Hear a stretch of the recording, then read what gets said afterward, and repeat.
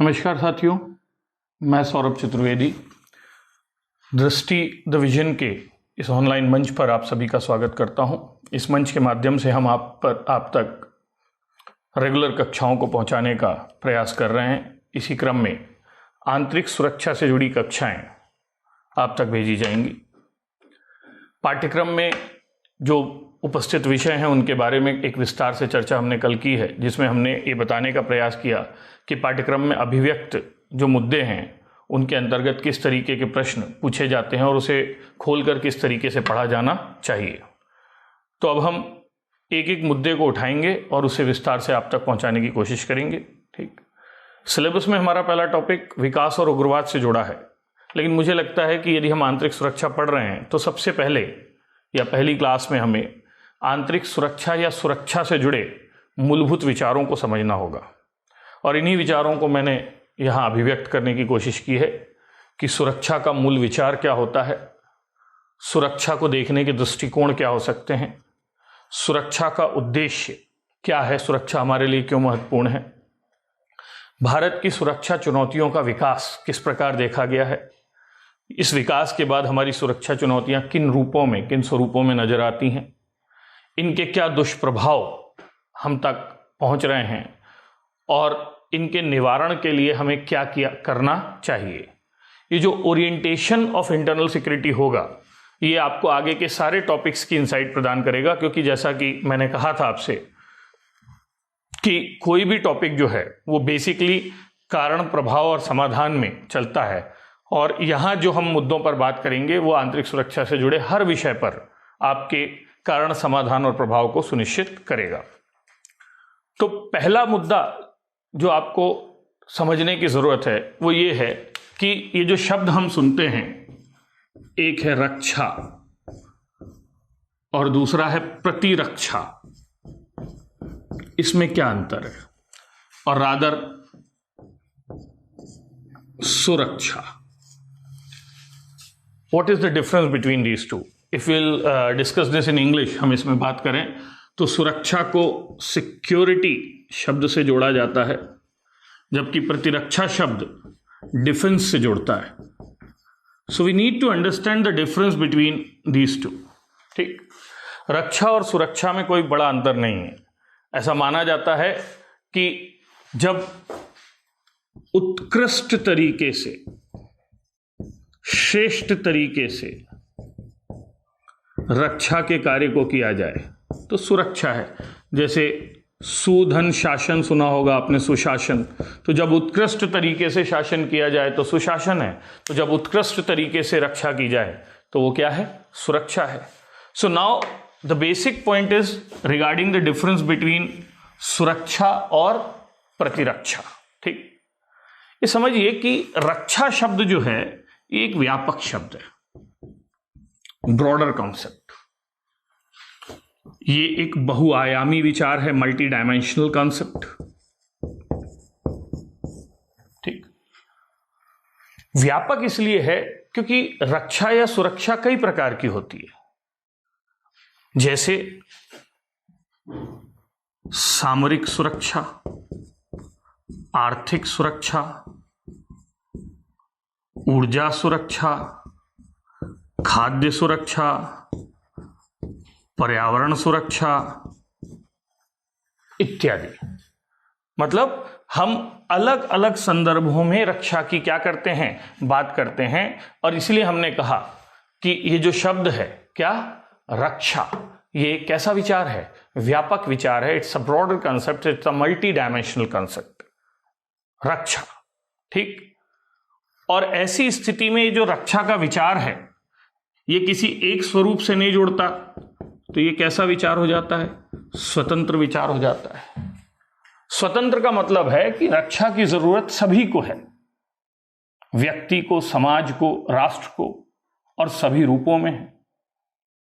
लेकिन जब बात प्रति रक्षा की हो जाती है तो यहां प्रति शब्द जो है ये इसे स्वतंत्र से सापेक्षिक बना देता है, रिलेटिव।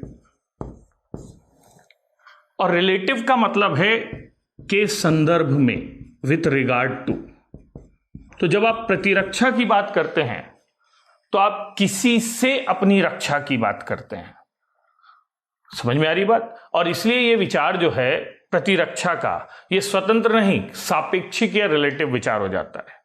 और सापेक्षिक होने के साथ हम यहां दूसरे से जो अपनी रक्षा है वो बहुआयामी नहीं, मूल रूप से, ठीक, यूनिडायमेंशनल, एक आयाम में करते हैं। और वो एक आयाम है अपने अस्तित्व की रक्षा, अपने बल की रक्षा। और ये जो डायमेंशन है ये सिर्फ ये वाला हो जाता है। कौन सा वाला? सामरिक। तो आपको यह समझना है कि सुरक्षा एक व्यापक शब्द है जो विभिन्न प्रकार की सुरक्षा से जुड़ता है, जबकि प्रतिरक्षा जो है वो एक विशिष्ट शब्द है, स्पेसिफिक वर्ड है, जो सामरिक सुरक्षा से जुड़ता है। सुरक्षा सभी के लिए समान रूप से अपनाया जाने वाला विचार है, जबकि प्रतिरक्षा जो है वो एक स्पेसिफिक विचार है जो किसी के संदर्भ में प्रस्तुत किया जाता है।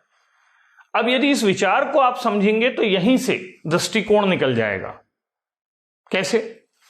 आप ये समझें कि हम ये कहें कि हम सुरक्षा के विचार को दो दृष्टिकोणों से देखते हैं, एक नैरो और एक ब्रॉड।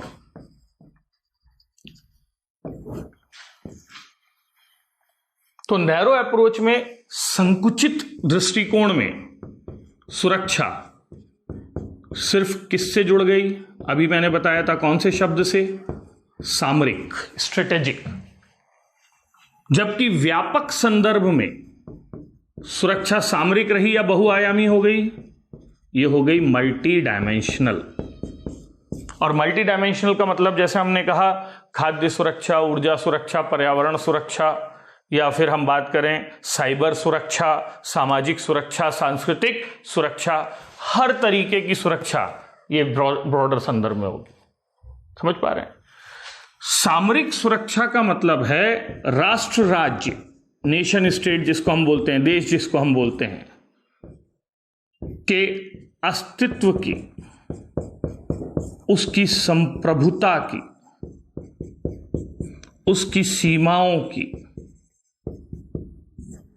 या उसकी जनसंख्या की रक्षा। वैसे भी जब कोई राज्य बनता है तो उसमें चार चीजें होती हैं। एक उसके क्षेत्र, ठीक, सीमाओं के साथ क्षेत्र भी होगा, क्षेत्र की।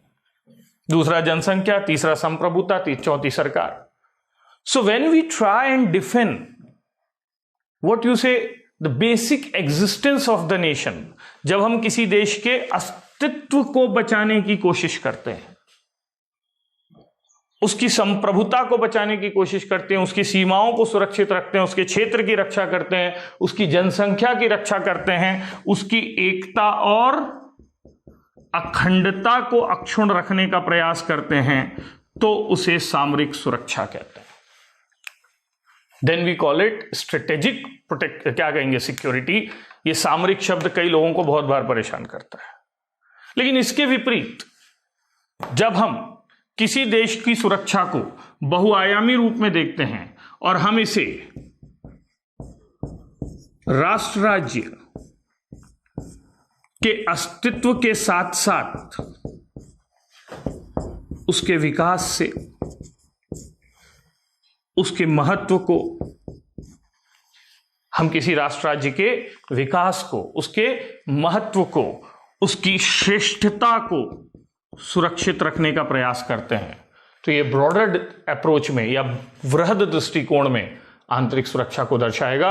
और इसलिए आंतरिक सुरक्षा नैरो सेंस में भी हो सकती है और ब्रॉडर सेंस में भी। जैसा मैंने कहा था कि हमको प्रश्नों को बनाने की कोशिश करनी है टॉपिक समझने के बाद। तो ये जो हमने अभी तक समझा, एक विचार और एक दृष्टिकोण, हम उस पर एक प्रश्न बना सकते हैं। और वो प्रश्न कि सुरक्षा का विचार समय के साथ परिपक्व हुआ है। सुरक्षा का विचार समय के साथ परिपक्व हुआ है। आज इसे संकुचित नहीं, वृहत्तर दृष्टिकोण से देखा जाना चाहिए। The idea of security get matured with time and it should be seen in broader sense rather narrow sense. सुरक्षा का विचार समय के साथ धीरे धीरे परिपक्व हुआ और इसे बृहत्तर संदर्भ में देखे जाने की क्या है जरूरत है, ब्रॉडर सेंस में देखे जाने की क्या है जरूरत है। एक क्वेश्चन हो गया। दूसरा क्वेश्चन इस शब्द से जुड़ा हो सकता है, ठीक। और ध्यान रखिएगा, आगे जो हम पढ़ेंगे वो ये वाली सिक्योरिटी नहीं पढ़ेंगे, नहीं तो मैं आपको ऊर्जा सुरक्षा भी पढ़ाऊं, खाद्य सुरक्षा भी पढ़ाऊं, पर्यावरण सुरक्षा भी पढ़ाऊं। तो हमारा जो सिलेबस है वो सिलेबस किस पर कन्फाइंड है? सामरिक सुरक्षा, ठीक। तो आप कहेंगे सामरिक सुरक्षा से तात्पर्य, सामरिक सुरक्षा से तात्पर्य राष्ट्र राज्य के आधार तत्वों की सुरक्षा से है। जो हम पॉलिटी में बोलते हैं ना, 4 आधार होते हैं राज्य के। सामरिक सुरक्षा से तात्पर्य राष्ट्र राज्य के आधार तत्वों की सुरक्षा से है। इन तत्वों की के ही हम उसके अस्तित्व को बनाकर रख सकते हैं। मैं फिर से कह रहा हूं, सामरिक सुरक्षा से तात्पर्य राष्ट्र राज्य के आधार तत्वों की सुरक्षा से है। इनकी सुरक्षा करके ही हम राष्ट्र राज्य के अस्तित्व को बनाकर रख सकते हैं। अब ये कंक्लूजन हो गया, इसके आगे जोड़ दो, इस कथन की व्याख्या करें तो वो क्वेश्चन हो गया। मैंने कहा था कंक्लूजन ही है क्वेश्चन। तो हमने ये 2 विचार चीजें देखी, एक आंतरिक सुरक्षा का मूल विचार क्या है और दूसरा आंतरिक सुरक्षा से जुड़े दृष्टिकोण क्या है। लेवल 3 पर यदि आपसे पूछा जाए कि भाई सुरक्षा क्यों चाहिए, तो हमने बहुत सारी बातें तो की हैं कि सुरक्षा प्रदान करने का उद्देश्य क्या है। तो सबसे पहले तो हमने यही कहा कि सुरक्षा की आवश्यकता होती है राष्ट्र राज्य के अस्तित्व के लिए, for the very existence of the nation, ये चाहिए, ठीक। फिर सुरक्षा की जरूरत होती है विकास के लिए, क्योंकि असुरक्षित वातावरण में ना निवेश होगा, ना रोजगार होगा, ना क्या होगा, विकास होगा। सुरक्षा की जरूरत होती है संवैधानिक या लोकतांत्रिक मूल्यों की रक्षा के लिए, to protect the constitutional values, democratic values. वरना सुरक्षा का माहौल नहीं होगा तो ताकतवर शक्तिशाली हो जाएगा और तानाशाही जैसी स्थितियां हो जाएंगी। सुरक्षा की आवश्यकता होती है रूल ऑफ लॉ के लिए। रूल ऑफ लॉ का मतलब समझते हैं? रूल ऑफ लॉ का मतलब है विधि का शासन, मतलब सब लोग कानून के अनुरूप आचरण करें, सब लोग इस बात का प्रयास करें कि वो कानून के दायरे में रहकर क्या करेंगे, काम करेंगे। और इसीलिए सुरक्षा जरूरी है लॉ एंड ऑर्डर के लिए, पब्लिक ऑर्डर के लिए, कानून व्यवस्था के लिए, लोक व्यवस्था के लिए। तो लॉ एंड ऑर्डर को, पब्लिक ऑर्डर को बनाकर रखना है तो हमें इसकी जरूरत होगी, ठीक। सुरक्षा चाहिए ह्यूमन राइट्स, फंडामेंटल राइट्स के प्रोटेक्शन के लिए। यदि किसी देश में मानव अधिकारों को सुरक्षित रखना है, मूल अधिकारों को सुरक्षित रखना है, तो इसकी जरूरत होगी, ठीक। और फिर सुरक्षा इसलिए भी जरूरी है ताकि हम quality of life, dignified life, article 21 सुना है आपने, जीवन की गुणवत्ता, जीवन की श्रेष्ठता को पा सकें। क्योंकि डर डर के जीना भी क्या खाक जीना है, जैसे अभी जी रहे हैं। मेरे को कहीं कोविड तो नहीं हो गया, तो हर कोई अपने घर में कैद है, हर कोई अपने स्वास्थ्य की आशंका में है, हर कोई दूसरे को संदेह से देख रहा है, भय का मनोविज्ञान काम कर रहा है, संदेह का मनोविज्ञान काम कर रहा है। ये जीना भी कोई खाक जीना है। और इसीलिए सुरक्षा इसलिए भी जरूरी है, और ये सुरक्षा हमको सरकार दे रही है, वो सुनिश्चित कर रही है लॉकडाउन के द्वारा कि हमारा जीवन सुरक्षित रहे, ताकि हमें quality of life, dignified life, गरिमामय जीवन, गुणवत्तापरक जीवन मिल सके। तो यदि आपसे पूछा जाए कि सुरक्षा का उद्देश्य क्या है, तो सुरक्षा का उद्देश्य है, हमें यह सुरक्षा चाहिए ताकि हम पर कोई आक्रमण ना करे, हमें यह सुरक्षा चाहिए ताकि हमें कोई उपनिवेश ना बना सके, हमें यह सुरक्षा चाहिए ताकि कोई हमारी सत्ता और संसाधन पर कब्जा ना कर सके। तो हमें यह सुरक्षा चाहिए ताकि हम लोकतांत्रिक जीवन शैली के तहत अपना जीवन यापन कर सकें। तो अब आपसे पूछेंगे यदि कि आंतरिक सुरक्षा को सुनिश्चित करने के पीछे क्या उद्देश्य हैं, तो आप इन आधारों पर व्याख्या कर सकते हैं। तो इस पॉइंट से एक स्वाभाविक प्रश्न बनता है, व्हाट आर द ऑब्जेक्टिव। इतना सरल प्रश्न यूपीएससी में नहीं बनेगा, लेकिन आप छोटे छोटे सरल प्रश्न बनाने से शुरू कीजिए, आगे हम धीरे धीरे कठिन प्रश्न बनाएंगे।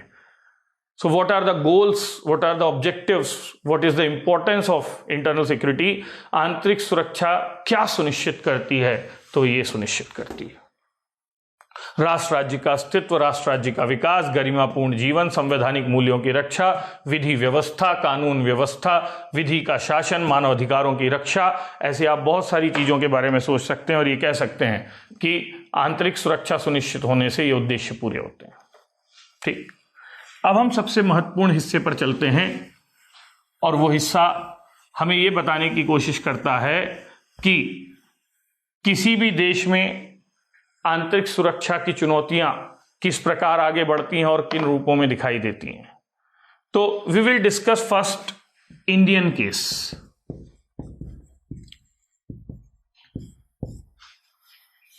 और बहुत पीछे नहीं जाएं, वरना तो सुरक्षा की चुनौतियां बहुत सारी हैं। हम सिर्फ दो हिस्सों में बात करें, एक ब्रिटिश एरा और दूसरा पोस्ट इंडिपेंडेंस एरा। ध्यान से समझिएगा। Even in post independence era we will divide it into decades, 1940s, 50s, 60s, 70s, 80s का दौर। पोस्ट इंडिपेंडेंस में एक पहला हिस्सा है टिल 1990, और इसमें भी फिर दूसरा हिस्सा जो आएगा वो हिस्सा हो जाएगा पोस्ट 1990। सिनेरियो क्या है सुरक्षा चिंताओं में? ठीक। So if will discuss about the security challenges, यदि हम भारत में ब्रिटिश काल में उभरी सुरक्षा चुनौतियों पर बात करें या ब्रिटिश काल में कौन सी सुरक्षा चुनौतियां हमारे अंतर्गत दिखाई देती हैं ये पूछें, तो याद रखिएगा कि ब्रिटिश काल वो दौर था जहां हम विभिन्न प्रकार के विद्रोहों को देखते हैं, चाहे वो सैन्य विद्रोह हो, चाहे वो कृषक विद्रोह होता है, चाहे वो जनजातियों का विद्रोह हो। वी हैव डिफरेंट रिवोल्ट्स, चाहे वो मजदूरों का विद्रोह हो, चाहे वो नागरिक विद्रोह हो, सन्यासी विद्रोह, नील विद्रोह, ऐसे बहुत सारे नाम आपने सुने होंगे। ठीक। और ये जो सारे विद्रोह हैं अलग अलग प्रकार के जो हम बात कर रहे हैं, इन विद्रोहों से लॉ एंड ऑर्डर को चुनौती तो मिलना स्वाभाविक था। इन विद्रोहों के अलावा क्रांतिकारी राष्ट्रवाद को भी हम नकार नहीं सकते कि क्रांतिकारी राष्ट्रवाद वो घटना थी जिसके अंतर्गत हम ये देखते हैं कि भारत की सुरक्षा चुनौतियां बहुत गंभीर रूप से उभर कर सामने आती हैं। लेकिन आप ये कहेंगे कि ब्रिटिश काल में सुरक्षा चुनौतियां जितनी गंभीर थी, सरकार भी उनको लेकर उतनी ही गंभीर थी। ब्रिटिश सरकार ने इन सुरक्षा चुनौतियों से निपटने के लिए जीरो टॉलरेंस की नीति अपनाई। कौन सी नीति? Zero tolerance. उन्होंने क्रूरता से इन चुनौतियों का दमन किया, चाहे विद्रोहों का दमन करना हो, चाहे क्रांतिकारियों को फांसी चढ़ाना हो। और यही कारण है कि ब्रिटिश काल में सुरक्षा चुनौतियां इतनी गंभीर नहीं हो सकी। ये आपका प्रश्न हो सकता है, और प्रश्न होगा कि भारत में सुरक्षा की चुनौतियां ब्रिटिश काल से विद्यमान हैं। विद्यमान में आप कौन से हिस्से बताएंगे? क्रांतिकारी और वो। लेकिन ब्रिटिशर्स द्वारा इनका प्रबंधन प्रभावी रूप से किया गया, but Britishers managed it in very effective manner. आप ये बताएंगे कि ब्रिटिश कालीन पुलिस अपनी प्रभाविता के लिए जानी जाती थी। इसको बनाया इसलिए गया था ताकि जनता डरे और सुरक्षा को चुनौती ना दे, लॉ एंड ऑर्डर्स के साथ ना खेले, कानून को अपने हाथ में ना ले। आजादी के बाद की यदि हम बात करें, ठीक है, तो ब्रिटिश काल में सुरक्षा चुनौतियों में इसमें सांप्रदायिकता भी आप बता सकते हैं, कम्युनल दंगे वगैरह।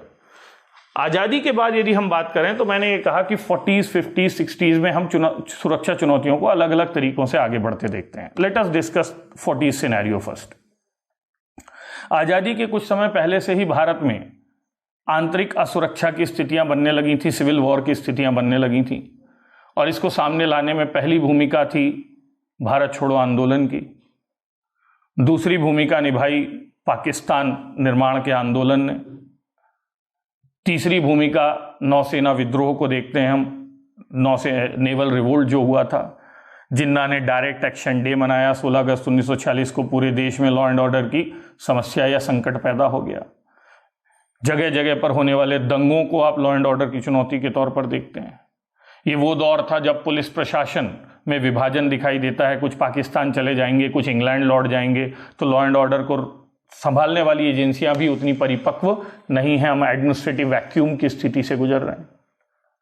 और इस पूरे परिदृश्य में इसके अलावा सेकेंड वर्ल्ड वॉर के दौर में यह भी देखा जा रहा है कि विभिन्न देशों में लॉ एंड ऑर्डर को हाथ में लेने वाली स्थितियां जगह जगह पर है। तो इस सारे सिनेरियोज ने, इस सारे परिदृश्य ने 40s की स्थिति को बड़ा वोलेटाइल बना दिया, बहुत गंभीर बना दिया। और जैसे ही हमें आज़ादी मिलती है तो आज़ादी के बाद 47 के बाद कुछ नए संकट सामने आते हैं, और इसमें है शरणार्थियों और स्थानीयों का संघर्ष। शरणार्थियों का असंतोष है, बाहरियों से लड़ाई है, विभाजन की प्रक्रिया निरंतर चल रही है, तो आने जाने वालों के बीच आपस में संघर्ष दिखाई दे रहा है। गरीबी, बेरोजगारी से असंतोष है, और इस तरीके से पूरा 40 का दशक आंतरिक सुरक्षा की चुनौतियों से भरपूर नजर आता है। 50 के दशक की शुरुआत राज्य पुनर्गठन आंदोलन से होती है। आंध्र प्रदेश में आपने लॉ एंड ऑर्डर की चुनौती देखी थी श्रीरामालू की मृत्यु के बाद, आमरण अनशन के बाद, और इसके बाद भारत के कई राज्यों में नए राज्य निर्माण के आंदोलन दिखते हैं। 50 के दशक में जो दूसरी बात हमको नजर आती है वो है, आप ये कह सकते हैं कि स्टेट रिऑर्गेनाइजेशन के साथ नॉर्थ ईस्ट के स्टेट्स जो हैं, बहुत सारे देश के जो राज्य हैं वो भारत से आज़ादी की लड़ाई लड़ना चाहते हैं। तो अहोम स्टेट है, नागा पहला स्टेट था जिसने नागालैंड, स्वतंत्र नागालैंड देश बनाने की मांग की। फिजो का नाम आता है प्रथम क्रांतिकारी के रूप में, या अलगाववादी के रूप में बोल लीजिए, वहां के लिए क्रांतिकारी, हमारे लिए अलगाववादी। तो 50 के दशक को यदि हम देखें तो 1950s के दौर में, ठीक, राज्य पुनर्गठन का आंदोलन और नॉर्थ ईस्ट का उग्रवाद भाषाई आंदोलन, ये मुखर रूप से लॉ एंड ऑर्डर को चुनौती देते हैं। 60s में हम इंटरनल के साथ एक्सटर्नल फ्रंट पे भी सुरक्षा चिंताओं से जुड़ते हैं। चीन और पाकिस्तान के साथ हम 62 और 65 में, आपको ये जानकारियां हैं, मैं सिर्फ एक कहानी जैसे आपको समराइज कर रहा हूं। 62 और 65 में युद्ध लड़ते हैं, ये 60s की बात है। और 60s के उत्तरार्ध में दो घटनाएं होती हैं। एक 66 का महान सूखा, जिससे देश में कृषक विद्रोह चरम पर पहुंचता है, और दूसरा बंगाल क्षेत्र में नक्सलवाड़ी क्षेत्र में, ठीक, सरवहारा और बुर्जुआ की लड़ाई, जिसे नक्सलवाद कहा जाता है, जो आगे चलकर भारत की सुरक्षा की सबसे बड़ी चुनौती बनेगा। तो 60 का दशक बाह्य फ्रंट पर चीन पाकिस्तान से लड़ाई का दशक है, और इंटरनल फ्रंट पर भूमि सुधार के लिए लड़ाई, किसानों की लड़ाई, मजदूरों की लड़ाई का दशक है। 70 के दशक की शुरुआत पुनः यदि हम देखें तो बांग्लादेश वॉर से होती है, और निश्चित तौर पर यहाँ एक्सटर्नल फ्रंट पर लड़ाई हमारे सामने है, यानी हमारी सीमाओं की सुरक्षा का खतरा। इसके अलावा बांग्लादेश युद्ध के दौरान बड़ी संख्या में शरणार्थी भारत आते हैं, तो शरणार्थियों का दबाव, उत्तर पूर्व का संकट, सुरक्षा संकट इस दौरान गहराता है। तो बांग्लादेश का संकट, उत्तर पूर्व में शरणार्थियों का संकट, ये 70 के दशक की घटना है। और 70 के दशक के बाद में आपातकाल के दौरान सिविल सोसाइटी का पहला मूवमेंट, जेपी मूवमेंट चलता है, और कोई भी बड़ा आंदोलन चलता है तो आप ये नहीं कह सकते कि वो लॉ एंड ऑर्डर को चुनौती तो देगा ही, व्यवस्था को चुनौती देगा, सरकार को चुनौती देगा। और इसलिए 70 का उत्तरार्ध जेपी मूवमेंट के रूप में आंतरिक सुरक्षा को चुनौती के रूप में देखा जा सकता है। नक्सलवाद अब बदस्तूर जारी है। 80 का दशक हमारे यहां अब अलगाववादी आंदोलनों को नए रूप में लेकर आएगा। 80 के प्रारब्ध में, शुरुआती दौर में खालिस्तान मूवमेंट को उभरता हुआ देखेंगे। 80 के मध्यवर्ती दशक में हम सिख दंगों को देखेंगे लॉ एंड ऑर्डर की चुनौती के दौर में। और 80 के लेटर फेज में हम देखेंगे लिट्टे संकट गया, जब भारत द्वारा शांति सेना भेजी जाएगी श्रीलंका में, और सेना के भेजे जाने के बाद आप देखेंगे कि राजीव गांधी की असैसिनेशन तक की स्थितियां बनेंगी, और तमिलनाडु में असंतोष या विद्रोह गहराएगा। इसके अलावा 80 के अंतिम दशक में ही बहुत सारी घटनाएं हो रही हैं। हम राम जन्मभूमि आंदोलन लेते देखेंगे, जिससे पूरे देश में लॉ एंड ऑर्डर की चुनौतियां उत्पन्न होंगी।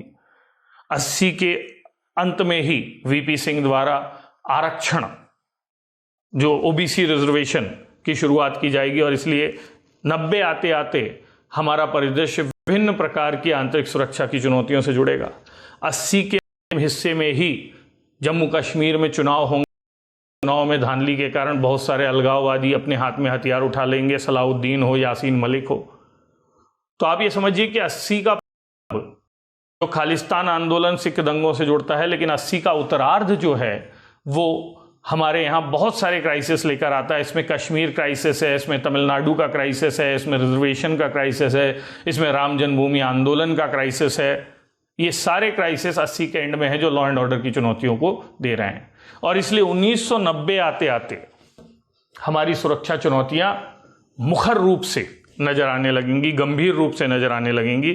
तो 80 के एंड में जो बातें चल रही थी वो 90 के शुरुआत में भी चलेंगी। तो 1990 के बाद पोस्ट 1990s यदि हम बात करें तो हमारी सुरक्षा चुनौतियों के 2 डायमेंशंस हैं। एक सामरिक सुरक्षा की बात है, वो तो बनी हुई है, लेकिन दूसरा हिस्सा वो एलपीजी से हमारी कौन सी सुरक्षा का जुड़ जाएगा? आर्थिक सांस्कृतिक सुरक्षा का भी जुड़ जाएगा, क्योंकि अब नव उपनिवेशवाद को लाया जाएगा। तो इस डायमेंशन को हम नकार नहीं सकते।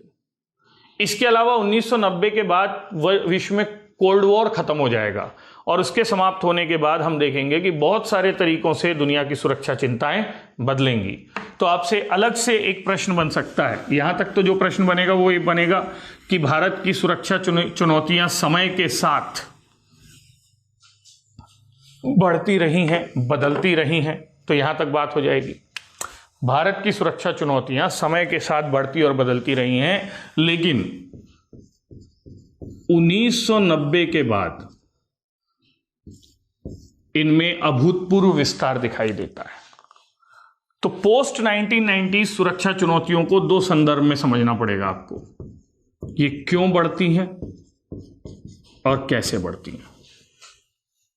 देखिए, सुरक्षा चुनौतियों को बढ़ाने वाली जो प्रमुख चीज है इस दौरान वो है एलपीजी जन्य विषमता, दूसरा ग्लोबलाइजेशन से जन्मी पहुंच। लिबरलाइजेशन, प्राइवेटाइजेशन, ग्लोबलाइजेशन विषमता को लाएगा, ठीक है। वैश्वीकरण के कारण पहुंच आसान हो जाएगी। इंफॉर्मेशन कम्युनिकेशन टेक्नोलॉजी के कारण सुरक्षा चिंताओं को गंभीर बनाना या मुश्किल पहुंचाना। तो आईसीटी का क्या शुरू होगा? अब दुरुपयोग, इसलिए हमारी सुरक्षा चिंताएं बढ़ जाएंगी। मिसयूज ऑफ आईसीटी बहुत बड़ा कारण है, ठीक है। चौथे लेवल पर हम बात करेंगे अमेरिका की एक ध्रुवीयता। इससे भारत सहित दुनिया के कई हिस्सों में एक असंतोष पैदा होगा।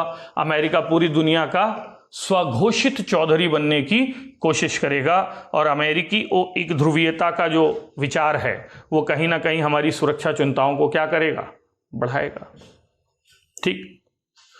नेक्स्ट, कल मैंने आपको बताया था गोल्डन ट्रायंगल और गोल्डन क्रीसेंट के बीच भारत की पारगमन स्थिति, ट्रांजिशन। भारत स्वर्णिम त्रिभुज और स्वर्णिम अर्धचंद्र के बीच भारत एक क्या कहेंगे स्मगलिंग रूट के रूप में इस दौरान स्थापित होगा। स्मगलिंग रूट मतलब पारगमन मार्ग, जहां से अलग अलग प्रकार की क्या की जाती है? स्मगलिंग की जाती है, ठीक।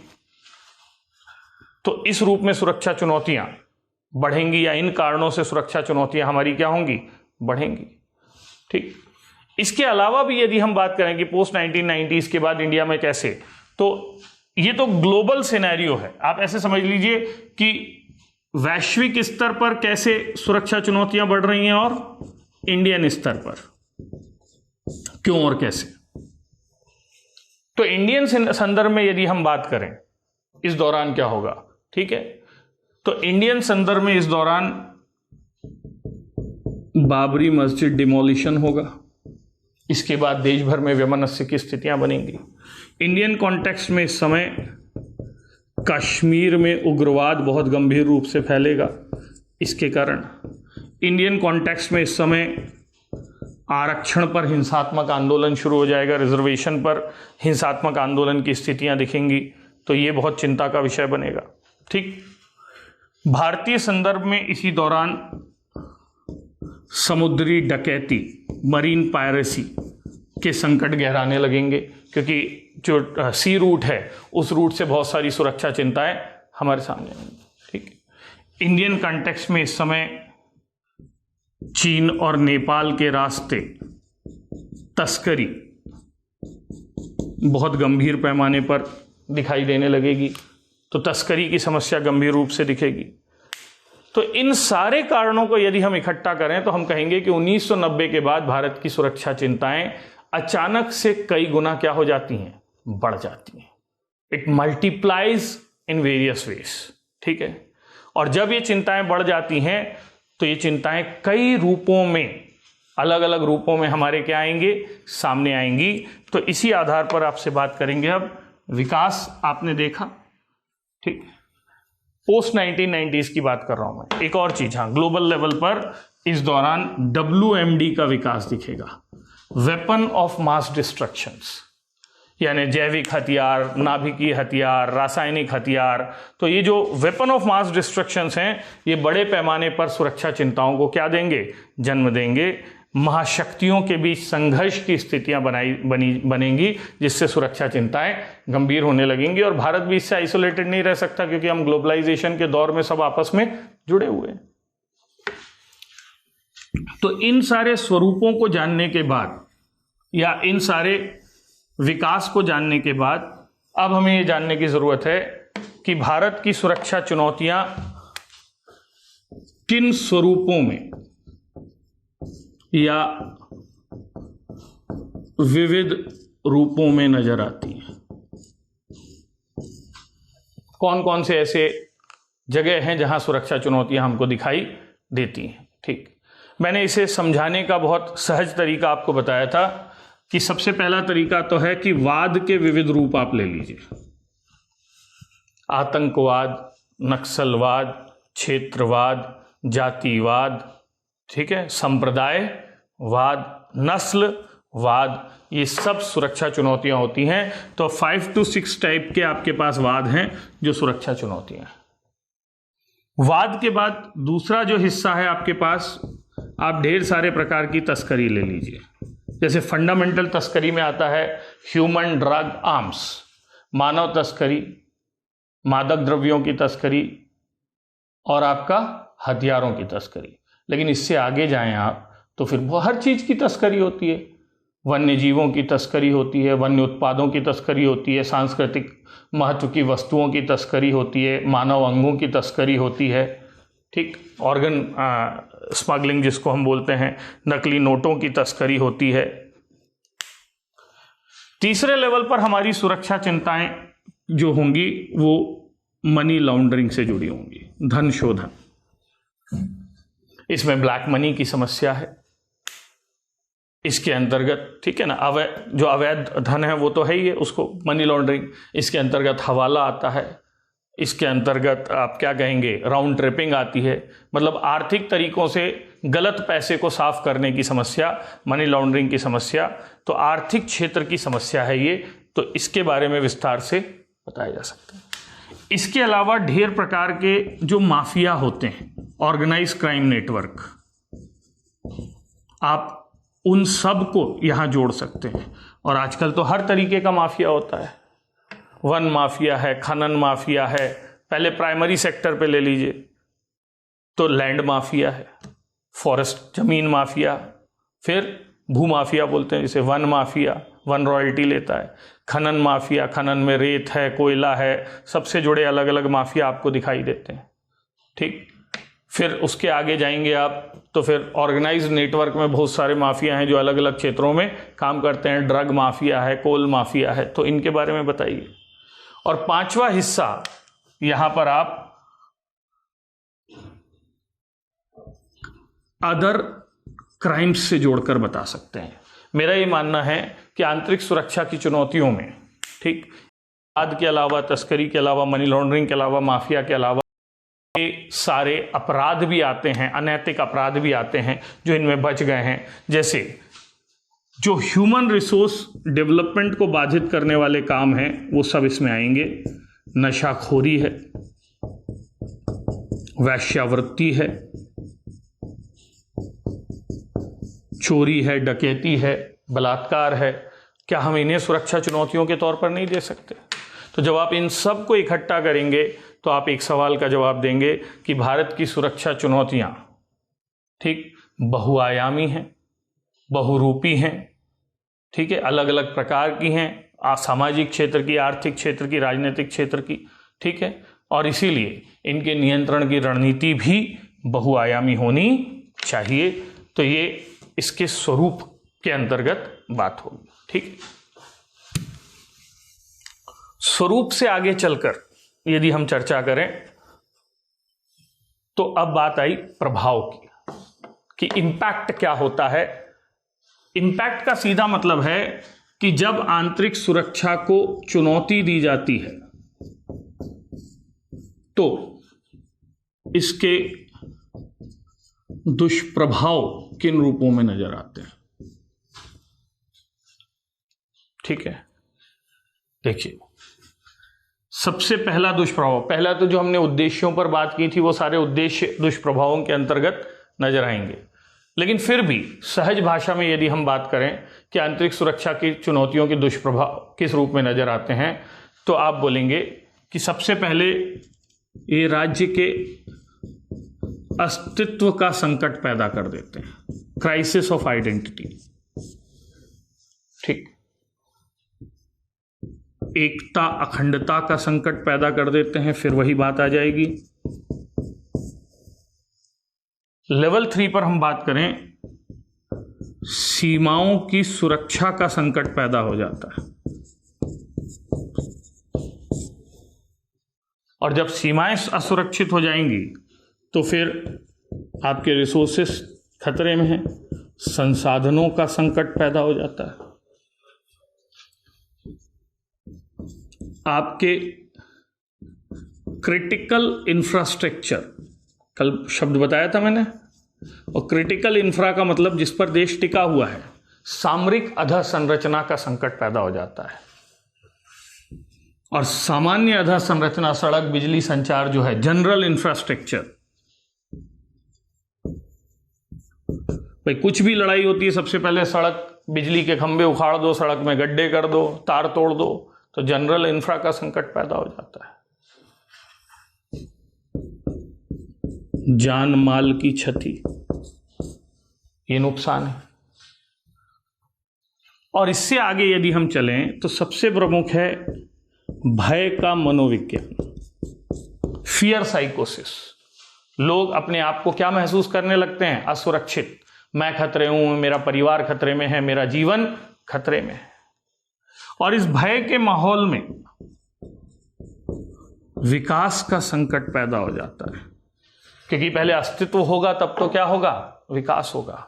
और यही कारण है कि चाहे जम्मू और कश्मीर हो, चाहे नॉर्थ ईस्ट हो, इन जगहों पर हम प्रभावी रूप से विकास नहीं देखते हैं या भय का मनोविज्ञान देखते हैं। यहाँ के संसाधनों का सही प्रयोग नहीं कर पाते हैं, यहाँ की सीमाओं को सुरक्षित नहीं रख पाते हैं, यहाँ हमेशा एकता अखंडता का खतरा बना रहता है, या हमारे क्रिटिकल और जनरल इंफ्रा किस में रहते हैं? खतरे में रहते हैं। और यही इसके क्या है? दुष्प्रभाव है। ठीक है, तो ये एक छोटा सा सेगमेंट हो गया। छोटे छोटे हिस्से हैं, जहां प्रश्न में जैसी जरूरत है उनको आप प्रयोग कर सकते हैं। तो अब हम इसके आखिरी और सबसे महत्वपूर्ण हिस्से में आते हैं कि हमारे देश में आंतरिक सुरक्षा की जितनी भी चुनौतियों की हमने बात की, मूल रूप से ये चुनौतियां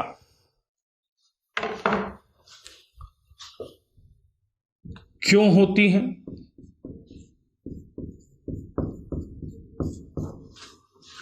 और इनसे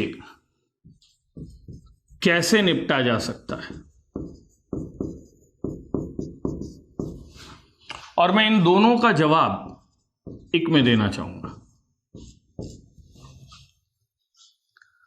और यदि वन लाइनर में पूछे कि भाई इस देश की सुरक्षा चुनौतियों के पीछे या इस देश में सुरक्षा से जुड़े संकटों के पीछे क्या कारण हैं, तो मैं कहूंगा कि पहला कारण है भौगोलिक, ज्योग्राफिकल। ठीक है। दूसरा कारण है आर्थिक, तीसरा कारण है सामाजिक और सांस्कृतिक,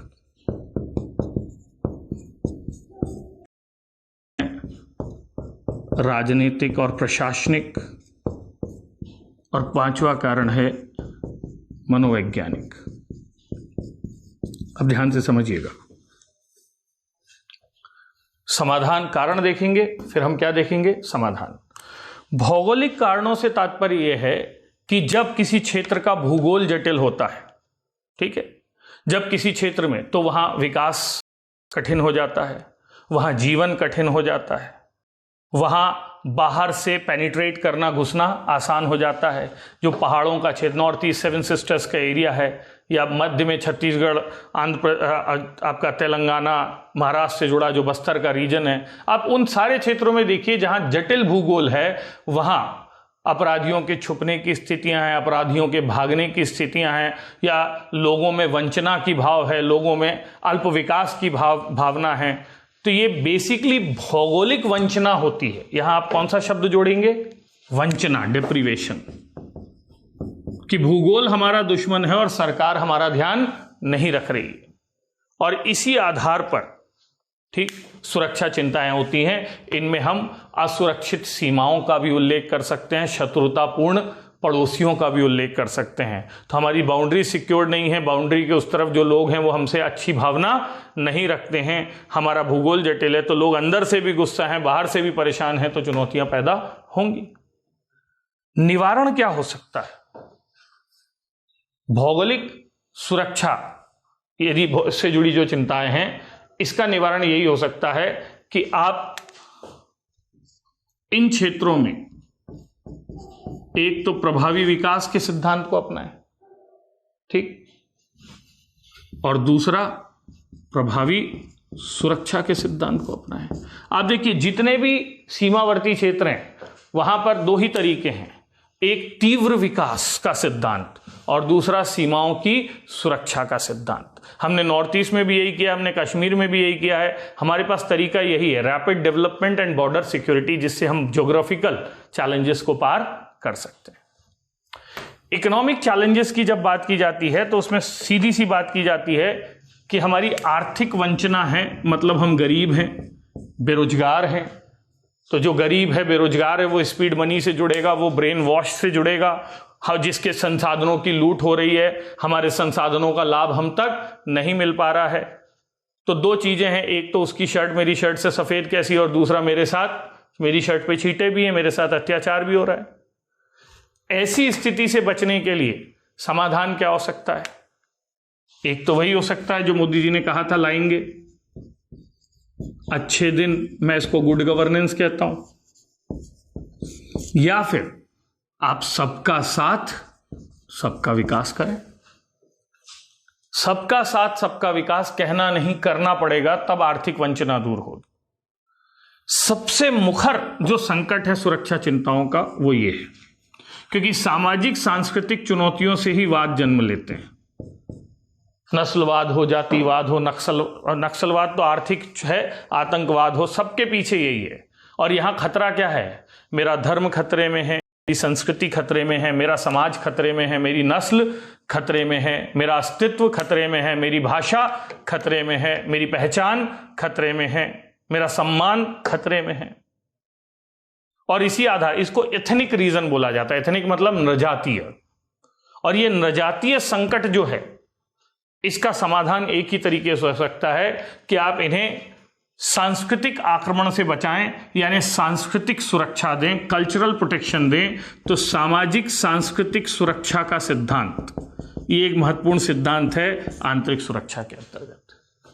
देखिए, आर्थिक सुरक्षा का सिद्धांत हमने बताया है, सबका साथ सबका विकास। सामाजिक सांस्कृतिक सुरक्षा का सिद्धांत, इसमें माइनॉरिटीज के प्रोटेक्शन की बात की जाती है, अल्पसंख्यकों के सुरक्षा की बात की जाती है, माइनॉरिटीज को कैसे प्रोटेक्ट किया जाएगा, ठीक। इसके में दलितों के प्रोटेक्शन की बात की जाती है, वंचितों के प्रोटेक्शन की बात की जाती है, महिलाओं और बच्चों के प्रोटेक्शन की बात की जाती है, ये होगा। राजनीतिक प्रशासनिक संदर्भ में जब बात की जाती है तो कारण है पॉलिसी फेलियर। इन्होंने नीतियां तो बनाई, लेकिन वो नीतियां सफल बनाने में या सफल नहीं हो पाई। तो पॉलिसी फेलियर के बाद एग्जीक्यूशन फेलियर भी आता है। अच्छा, नीति अच्छी बना ली, लेकिन आप उसको सही ढंग से एग्जीक्यूट नहीं कर पाए। प्रशासनिक शोषण आता है, प्रशासनिक शून्यता आती है, प्रशासन ही नहीं है। प्रशासनिक शून्यता का मतलब है कि सरकार की उपस्थिति से लोग परिचित ही नहीं है। मैं कई बार मजाक में कहता हूं कि बस्तर क्षेत्र में पहली बार जब किसी कलेक्टर ने अच्छा काम किया और वो किसी गांव तक गया, तो उस गांव की एक बुढ़िया ने कलेक्टर को आशीर्वाद देते हुए कहा, बेटा जुग जुग जियो, बड़े होके पटवारी बनो। इसका मतलब प्रशासनिक शून्यता की पराकाष्ठा है। इसका मतलब है कि उस गांव की महिला ने पटवारी से बड़ा अधिकारी नहीं देखा और वो कलेक्टर को पटवारी बनने का आशीर्वाद दे रही है। और जिन क्षेत्रों में रिमोट एरियाज में लोग रहते हैं वो जानते हैं कि प्रशासनिक शून्यता क्या होती है, प्रशासनिक उत्पीड़न क्या होता है।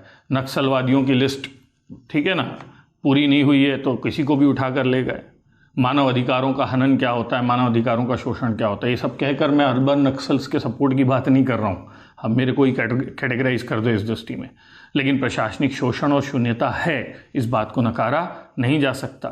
ठीक, राजनीति का तुष्टीकरण, ध्रुवीकरण एक बहुत बड़ा कारण है जो सुरक्षा चिंताओं को लाता है। ठीक, तो अपने वर्ग विशेष के लोगों को एकत्रित करना, उनकी असुरक्षा की भावना को जगाना, तो तुष्टीकरण अपीजमेंट होता है, ध्रुवीकरण पोलराइजेशन होता है।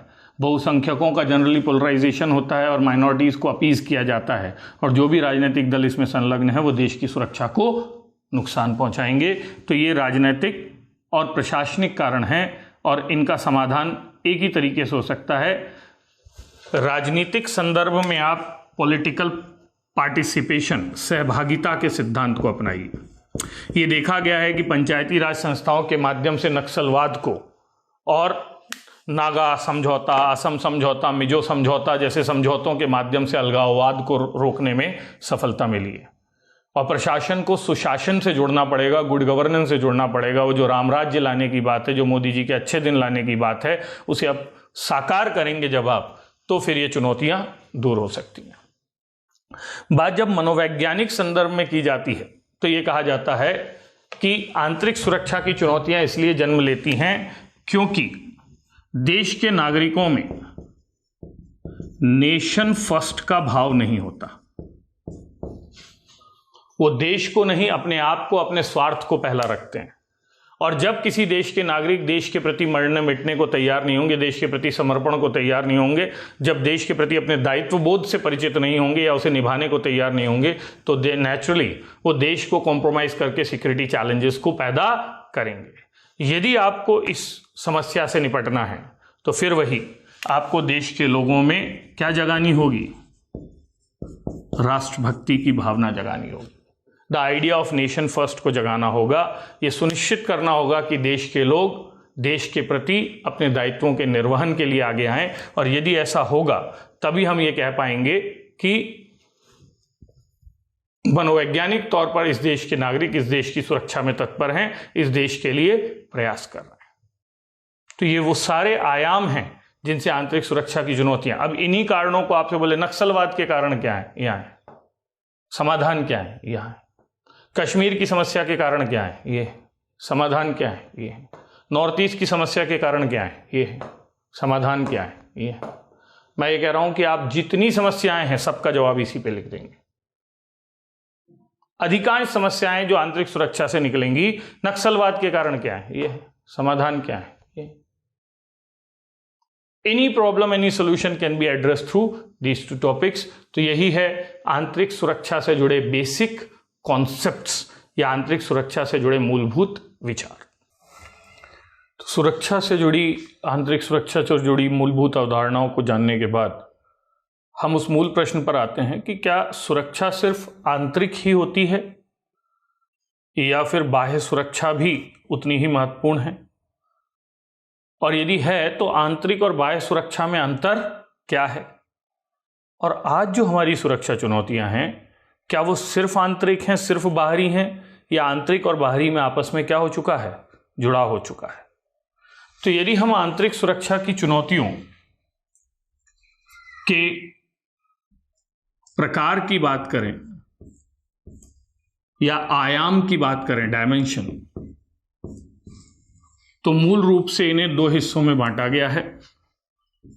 एक जो आप जान रहे हैं जिसको कहते हैं आंतरिक सुरक्षा, और दूसरे को कहा जाता है बाह्य सुरक्षा। अब इनमें जो मूलभूत अंतर है, कॉपी बुक थ्योरेटिकल अंतर, वो मैं आपको यहां डिस्प्ले करके बताने की कोशिश करता हूं, फिर हम उसको कुछ समझने की कोशिश करेंगे। ये कहा जाता है कि आंतरिक सुरक्षा जो है वो भारत की सीमाओं की सुरक्षा है, या सीमाओं के अंदर के क्षेत्र की सुरक्षा है। प्रोटेक्शन ऑफ बाउंड्रीज या protection with in the boundaries ज्यादा अच्छा होगा। तो सीमाओं की सुरक्षा या सीमाओं के अंदर की सुरक्षा जो है वो कौन सी सुरक्षा है? आंतरिक सुरक्षा है। लेकिन जब हम बाह्य सुरक्षा की बात करते हैं तो सीमाओं पर की जाने वाली सुरक्षा, हमारी सीमाओं पर की जाने वाली सुरक्षा जो कहां से? बाह्य शत्रुओं के संदर्भ में की जाती है, उसे बाह्य सुरक्षा कहते हैं। तो बहुत सरल अर्थों में सीमाओं की या सीमाओं के अंतर्गत की जाने वाली सुरक्षा आंतरिक सुरक्षा, और सीमाओं पर या सीमाओं के संदर्भ में बाहर बाह्य संदर्भ में की जाने वाली सुरक्षा बाह्य सुरक्षा है। इसको और विस्तार दें तो आंतरिक सुरक्षा लॉ एंड ऑर्डर की स्थापना से जोड़ती है, कानून और व्यवस्था, लोक व्यवस्था की स्थापना से, जबकि बाह्य सुरक्षा जो है वो क्षेत्रीय संप्रभुता की रक्षा से जुड़ती है। टेरिटोरियल इंटीग्रिटी का मतलब है कि ये क्षेत्र मेरा है और यहां पर आप प्रवेश नहीं कर सकते, इसलिए हमने डोकलाम में चीन के प्रवेश का विरोध किया। या हम पीओके बोलते हैं, ऑक्युपाइड कश्मीर, क्योंकि वो हमारे क्षेत्र पर काबिज। ठीक, आंतरिक सुरक्षा के संदर्भ में यह कहा जाता है ये प्रशासनिक विफलता का परिणाम होती है, एडमिनिस्ट्रेटिव फेलियर, कि हमारा प्रशासन दंगे नहीं रोक पाया, हमारे प्रशासन, पुलिस प्रशासन ठीक ढंग से काम नहीं। जबकि बाह्य सुरक्षा के संदर्भ में कहा जाता है कि ये कूटनीतिक विफलता का कारण होती है। आप दूसरे देशों से इतने अच्छे संबंध नहीं बना पाए, इसलिए अंतर्राष्ट्रीय संबंधों में कटुता के कारण आपकी सीमाओं पर हमला हुआ, तो इसको कूटनीतिक विफलता से जोड़ा जा सकता है। तो आप ऐसे बोल सकते हैं, इसका अर्थ ये है, इसके कारण ये हैं। ठीक है। चौथे लेवल पर यह कहा जाता है कि आंतरिक सुरक्षा की जिम्मेदारी गृह मंत्रालय को दी गई है। गृह मंत्रालय के अंतर्गत एक अलग से डिपार्टमेंट काम करता है जिसका नाम है इंटरनल सिक्योरिटी डिपार्टमेंट या आंतरिक सुरक्षा विभाग। सुरक्षा की जिम्मेदारी रक्षा मंत्रालय को दी गई है। गृह मंत्रालय केंद्र के स्तर पर विभिन्न बलों के माध्यम से, चाहे वो सेंट्रल हो या पैरामिलिट्री फोर्सेस हो, अर्धसैनिक बल हो, केंद्रीय पुलिस बल, ठीक है, या जांच एजेंसियों के माध्यम से, कचहरी एजेंसियों के माध्यम से, और राज्य के स्तर पर किसके माध्यम, पुलिस के माध्यम से ये कर रहा है आंतरिक सुरक्षा। बाह्य सुरक्षा से जुड़ी एजेंसियां हैं, इसमें मूल रूप से हमारे बल काम करेंगे जो मूलतः 3 रूपों में दिखाई देते हैं, थल सेना, जल सेना, वायु सेना। हालांकि अब साइबर सेना की भी बात की जा रही है, तो इनके माध्यम से सुरक्षा की जाती है। आंतरिक सुरक्षा और बाह्य सुरक्षा में अंतरों पर प्रस्तुत किया जा सकता है, लेकिन ये बहुत सतही अंतर है। सतही समझ रहे हैं? हमेशा ये देखा गया कि आंतरिक सुरक्षा, आंतरिक असुरक्षा बाह्य असुरक्षा को जन्म देगी, और बाह्य असुरक्षा किसको? आंतरिक असुरक्षा को जन्म देगी। और इसीलिए कौटिल्य को जान रहे हैं आप? तो कौटिल्य ने अर्थशास्त्र में यह कहा कि किसी भी राष्ट्र की सुरक्षा चुनौतियां 4 प्रकार की होती हैं। आंतरिक, दूसरा बाह्य, तीसरा आंतरिक सहबाह्य, और चौथा बाह्य सह आंतरिक। फिर से कह रहा हूं, कौटिल्य ने अर्थशास्त्र में कहा कि किसी भी देश की सुरक्षा चुनौतियां की होती हैं। पहला आंतरिक चुनौती, दूसरी बाह्य चुनौती, तीसरा आंतरिक सहबाह्य, और चौथा बाह्य सह आंतरिक। अब आंतरिक और बाह्य तो मैंने आपको समझा दिया, लेकिन सबसे महत्वपूर्ण समझना है आंतरिक सहबाह्य या आंतरिक प्रेरित बाह्य क्या है, और यहां यह समझना है कि बाह्य सह आंतरिक या बाह्य प्रेरित आंतरिक क्या होता है। और इसको हम समझने के लिए 3 स्तरों पर बात करेंगे कि पहला इसका अर्थ क्या है, दूसरा इसके कारण क्या है, और तीसरा इसका प्रभाव क्या है। और ये बहुत महत्वपूर्ण विषय है। Let us discuss first thing, यहां से ऊपर से चलते हैं, जिसको हम कह रहे हैं आंतरिक प्रेरित बाह्य। और आंतरिक प्रेरित का बाह्य का मतलब है देश के अंदर से देश के बाहर के शत्रुओं को प्रेरित करना। आंतरिक प्रेरित बाह्य का मतलब है जयचंद, मीर जाफर, गद्दार। आंतरिक प्रेरित बाह्य का मतलब है हमारे देश के अंदर ऐसी परिस्थितियां मौजूद हैं जिससे बाह्य सुरक्षा चुनौतियां गंभीर हो जाती हैं। जैसे देश के अंदर से पाकिस्तान का समर्थन आंतरिक प्रेरित बाह्य है, देश के अंदर से माओवादियों का समर्थन आंतरिक प्रेरित बाह्य है, देश के अंदर रहकर आईएस का समर्थन आंतरिक प्रेरित बाह्य है, देश के अंदर से कश्मीर के अलगाववादियों का समर्थन आंतरिक प्रेरित बाह्य है। यानी देश के अंदर रहने वाले लोग, देश के अंदर रहने वाली संस्थाएं, देश के अंदर काम करने वाली सरकार, तीनों लेवल पर मैं बात कर रहा हूं, यदि देश के बाहर से आने वाली चुनौतियों को मौका दे रही हैं तो वो आंतरिक प्रेरित क्या कहलाएगा, बाह्य कहलाएगा। और इसीलिए आंतरिक प्रेरित बाह्य चुनौतियों का यदि मुझसे कोई कारण पूछे तो मैं कहूंगा आंतरिक प्रेरित बाह्य चुनौतियों का कारण है पर राष्ट्रवाद की भावना। और पर राष्ट्रवाद का मतलब है राष्ट्रद्रोह की भावना। पर राष्ट्रवाद का मतलब है देश के प्रति दायित्व बोध या समर्पण का ना होना। पर राष्ट्रवाद का मतलब है अपने स्वार्थ को राष्ट्रहित से ऊपर रखना। Putting your interest ahead of national interest. पर राष्ट्रवाद का मतलब है कि जैसे जर्मनी, जापान जैसे देश हैं, इनके बारे में कहा जाता है पहले होता है नेशन, फिर होता है सोसाइटी, फिर होता है रीजन, रीजन मतलब किस क्षेत्र को मैं बिलोंग करता हूं, फिर होता है फैमिली, और फिर होता है इंडिविजुअल। पहले मैं देश के लिए जीता हूं, फिर समाज के लिए जीता हूं, अपने क्षेत्र के लिए जीता हूं, फिर परिवार के लिए जीता हूं, फिर अपने लिए जीता हूं। भारत में ये साइकिल उल्टी है।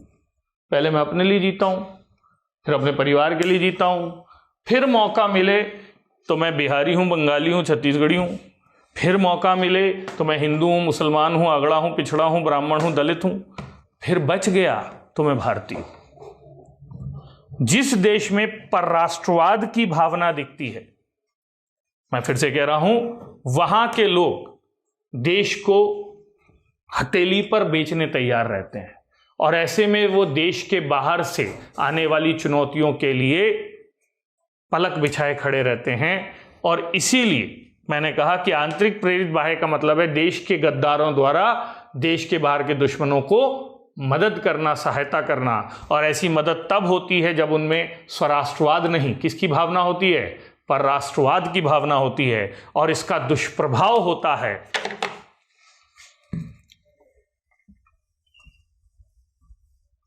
सीमा पार आतंकवाद, क्रॉस बॉर्डर टेररिज्म। इसका दुष्प्रभाव होगा सीमा पार तस्करी, क्रॉस बॉर्डर स्मगलिंग। इसका दुष्प्रभाव होगा देश के अंदर स्लीपर सेल्स। स्लीपर सेल्स मतलब ऐसे लोग जो देश के अंदर रहकर देश विरोधी गतिविधियों में संलग्न हैं। इसका दुष्प्रभाव होगा, ठीक, आतंकवादियों को पहुंच। इसका दुष्प्रभाव होगा आतंकवादियों को प्रश्रय। इसका दुष्प्रभाव होगा आतंकवादियों के लिए प्रोपेगेंडा। इसका दुष्प्रभाव होगा देश में रहकर पहुंच, प्रवेश, प्रोपेगेंडा, ये सारी चीज़ें इसके अंतर्गत दिखेंगी। यानी कुल मिलाकर ये सीमा पार आतंकवाद को बढ़ाएगा, सीमा से तस्करी को बढ़ाएगा, देश के अंदर स्लीपर सेल को बनाएगा, देश के अंदर अनैतिक गतिविधियों को बढ़ाएगा, देश के अंदर आतंकी गतिविधियों को बढ़ावा देगा और देश के शत्रुओं को देश के अंदर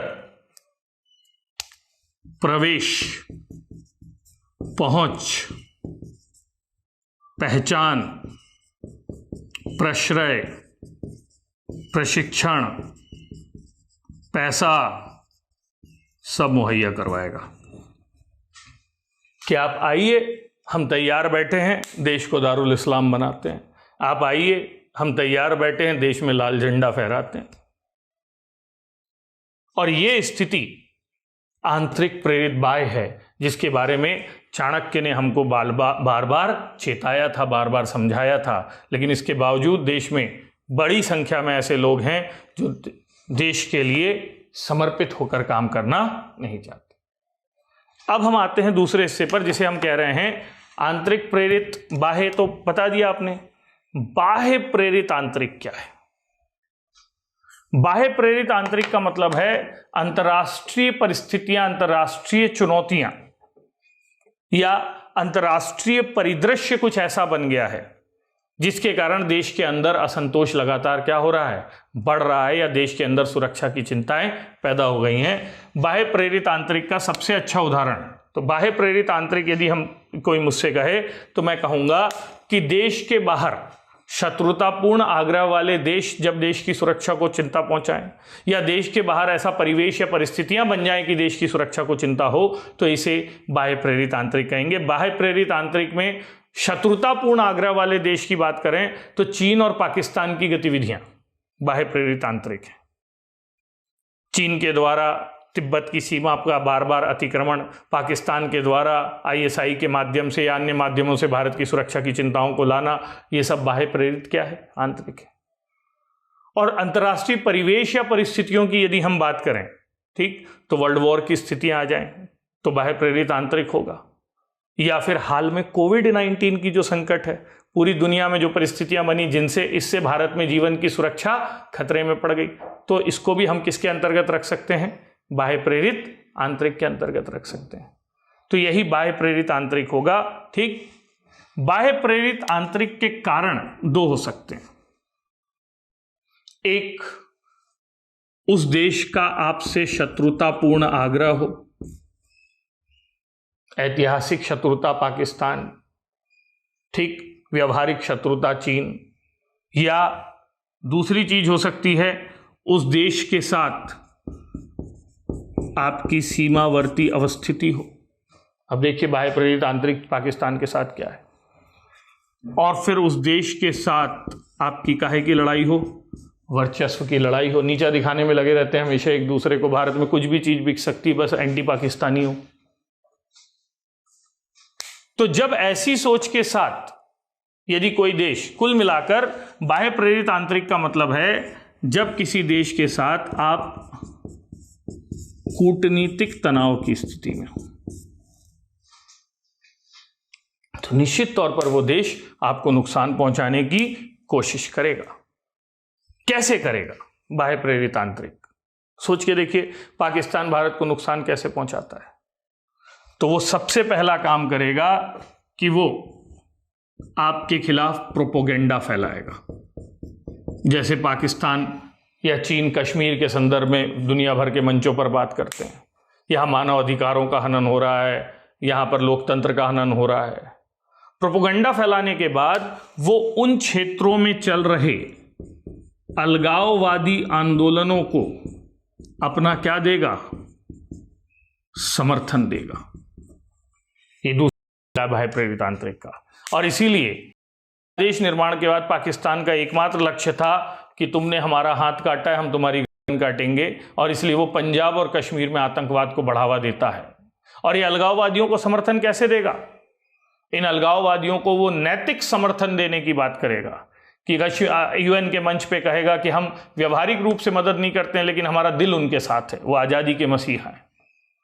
लेकिन पर्दे के पीछे से नैतिक नहीं, व्यवहारिक समर्थन देगा। वो उन्हें हथियार देगा, वो उन्हें ट्रेनिंग देगा, वो उन्हें मुजाहिदीन देगा, वो उन्हें पैसा देगा, वो उन्हें ब्रेन वॉश देगा। तो ये सब अलगाववादियों का समर्थन, ये वो है बाह्य प्रेरित आंतरिक का तरीका। ये बहुत कॉम्प्लिकेटेड मैटर है जिसको हम एलेबोरेट कर रहे हैं, ठीक। और तरीका क्या हो सकता है, ठीक। एक तो प्रोपेगेंडा कहा हमने, दूसरा हमने नैतिक समर्थन कहा, तीसरा हमने कहा वो अलगाववादियों को कैसा समर्थन देगा, व्यवहारिक समर्थन देगा, ठीक है। और बाह्य प्रेरित आंतरिक का तरीका यह हो सकता है कि वो देश के अंदर सिविल वॉर करवाने का प्रयास करेगा। सिविल वॉर मतलब गृह युद्ध करवाने का। देश के अंदर देश से जो नाराज लोग हैं उन लोगों को उद्वेलित करेगा कि इस्लाम खतरे में, मुसलमान खतरे में, देखो तुम्हारे साथ कितना गलत हो रहा है, देखो तुमको कोविड का कारण बना दिया गया है, देखो तुम्हारे साथ, तो गृह युद्ध सिविल वॉर चलाने का कोशिश करेगा। और हम उनके हाथों में खेलकर हम भी इसको फैलाते हैं। और तो और वो गवर्नमेंट ऑफ टाइम के खिलाफ, उस समय जो सरकार चल रही है उनके खिलाफ क्या करेगा, दुष्प्रचार करेगा। Like our Nations like Pakistan defaming mister Modi और देयर गवर्नमेंट कि वो ठीक ढंग से भारत का शासन नहीं चला रहे हैं या भारत में सबके साथ न्याय नहीं कर रहे हैं। तो यही बाह्य प्रेरित क्या है, आंतरिक है। तो नैतिक समर्थन हो, आर्थिक समर्थन हो, ब्रेन वॉश हो, स्लीपर सेल तैयार करवाना हो, सिविल वॉर करवाना हो, प्रोपेगेंडा फैलाना हो या सरकार के खिलाफ दुष्प्रचार करना हो, ये वो तरीके हैं जिनके माध्यम से हम बाह्य प्रेरित आंतरिक चुनौतियों को जन्म देते हैं। तो ये बहुत महत्वपूर्ण हिस्सा है और इस हिस्से पर प्रश्न बन सकता है, चाहे तो आप नोट कीजिएगा कि किसी भी राष्ट्र की सुरक्षा चुनौतियों को हम आंतरिक और बाह्य चुनौतियों के संदर्भ में देखते हैं, लेकिन वर्तमान समय में ये चुनौतियां आपस में जुड़ गई हैं। चाहे ग्लोबलाइजेशन हो, चाहे सूचना संचार तकनीकों का प्रभाव हो, इन सुरक्षा चुनौतियों में अंतर संबंध दिखाई देते हैं। और इसीलिए ये चुनौतियां या तो आंतरिक प्रेरित बाह्य हैं या बाह्य प्रेरित आंतरिक, जो अपने अपने रूप में देश की सुरक्षा के लिए बड़ा खतरा है। यूपीएससी के क्वेश्चन आप देखेंगे वो सरल चीजें नहीं बोलते, उसी को गोल गोल घुमाकर बोलते हैं। तो यही कहेंगे कि भारत की सुरक्षा, security challenges of India are neither internal nor external absolutely, they are embedded with each other with globalisation and ICT, and now they are seen in internal with external और external with internal mode. Bharat की सुरक्षा चुनौतियों को आंतरिक और बाह्य के एकाकी रूप में देखना उचित नहीं होगा। वैश्वीकरण और सूचना संचार तकनीक ने उन्हें जोड़ दिया है, इसलिए या तो वो आंतरिक सह बाह्य दिखती हैं या बाह्य सह आंतरिक। उदाहरण से समझाइए, ये कंक्लूजन और क्वेश्चन हो जाए। तो यही है भारत की सुरक्षा चुनौतियों के आयाम, और यहीं पर हम आंतरिक सुरक्षा से जुड़ी मूल अवधारणाओं वाले हिस्से को समाप्त करते हैं। अब हम अगले हिस्से पर या अगले टॉपिक पर चलेंगे, जो टॉपिक है उग्रवाद और विकास से जुड़ा।